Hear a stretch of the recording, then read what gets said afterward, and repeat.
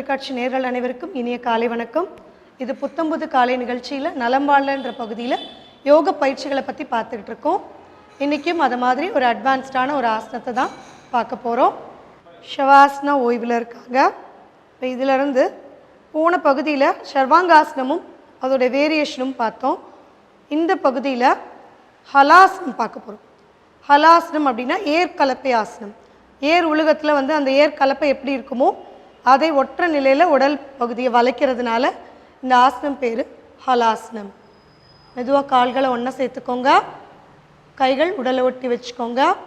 சர்வாங்காசன நிலையிலிருந்து வரலாம், அல்லது அப்படியே டைரெக்டாகவும் கால்களை மேல் நோக்கி பின்னோக்கி தள்ளி ஹலாசனம் நிலைக்கு கொண்டு வரலாம். மெதுவாக கால்களை தரைக்கு கொண்டு வாங்க. கைகள் பின்னாடி தோள்பட்டை அளவில் கைகளை எவ்வளோ முடியுமோ அவ்வளோ அளவுக்கு சேர்த்த நிலையில் வைக்க. கால் விரல்கள்லாம் நல்லா தரையில் பதிஞ்சு இருக்கணும். இப்போ அப்படியே மெதுவாக கால்களை விரிங்க.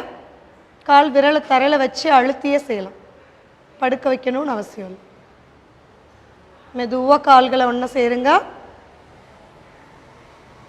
இடுப்பில் கை கொடுத்து கூட நம்ம சப்போர்ட் பண்ணிக்கலாம். மெதுவாக இப்போ இரண்டு கால்களையும் ஒன்றா சேர்ந்து வலது பக்கமாக நடந்து போங்க.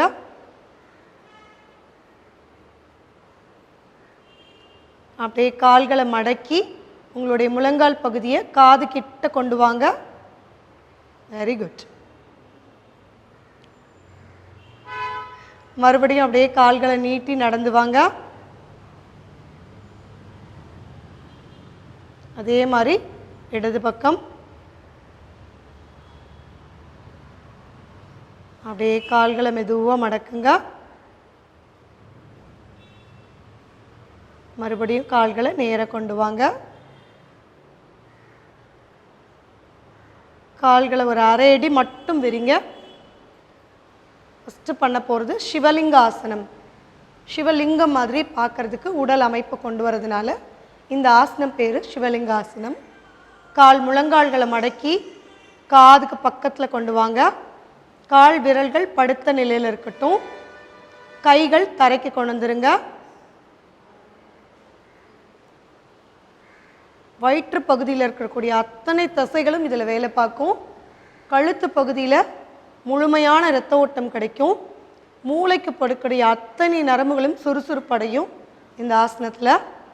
மறுபடியும் ஹலாசனம் வந்துருங்க. மெதுவாக ஆசனத்துலேருந்து மெதுவாக ஹலாசன நிலையிலேருந்து இப்போ அடுத்த வேறு ஒரு ஆசனம் கர்ணபீடாசனம். அதாவது நம்மளோட உடம்பில் இருக்கக்கூடிய பேஸ், பீடமாக இருக்கக்கூடிய இடத்தை வலுப்படுத்தக்கூடிய ஆசனம்.